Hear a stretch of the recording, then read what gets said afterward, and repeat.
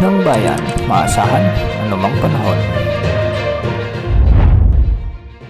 Magandang gabi po sa ating lahat. Narito ang update sa lagay ng panahon ngayong araw ng Biyernes, April 12, 2024 hanggang bukas, April 13, 2024.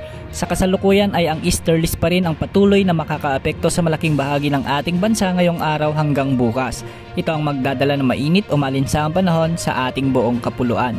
Para sa tayan ng panahon ngayong gabi sa Luzon ay asahan ng bagyang maulap hanggang sa maulap na papawirin na may mga pulo-pulong mga pag-ulan, pagkidlat, pagkulog sa mga lalawigan ng Batanes, Cagayan, Isabela, Quirino, Nueva Vizcaya, Ilocos Norte, Ilocos Sur, La Union, Pangasinan, Abra, Benguet, Mountain Province, Ifugao, Kalinga, Apayao at Aurora. Dulot ito ng easterlies.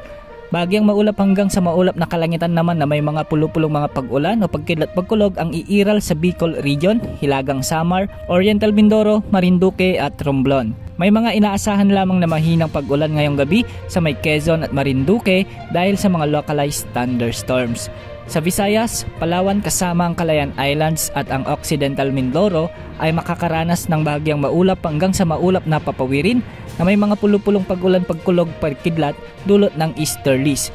Posible ang mga isolated rain sa madaling araw sa may Aklan, Capiz at Negros Occidental dahil sa localized thunderstorms. Maaliwalas na panahon din ang aasahan sa malaking bahagi ng Mindanao ngayong gabi at mababa ang tsansa ng mga malawakang pag-ulan. Posible lamang ang mga biglang pag-ulan pagsapit ng madaling araw sa ilang bahagi ng Soc-Sargen at Zamboanga Peninsula dahil naman sa mga localized thunderstorms.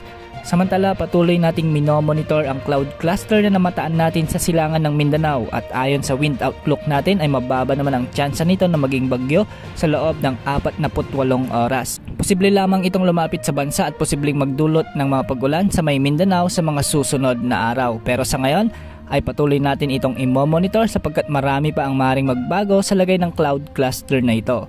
Wala rin tayong nakatas na gale warning sa alinmang karagatang sakop ng ating bansa kaya malayang makapamamalaot ang mga sasakyang pandagat. Para naman sa heat index update at forecast, bukas posible muling pumalo sa mahigit kumulang 44 degrees Celsius sa maraming lugar sa bansa. Isa na dito ang Dagupan City, Pangasinan, Bacnotan, La Union, Apari, Cagayan, Puerto Princesa City at Aborlan, Palawan, Pili, Camarines Sur, Catarman, Northern Samar, Cotabato City at Zamboanga City.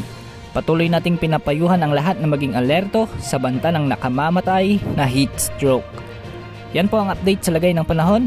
Ito po ang weather update ng bayan.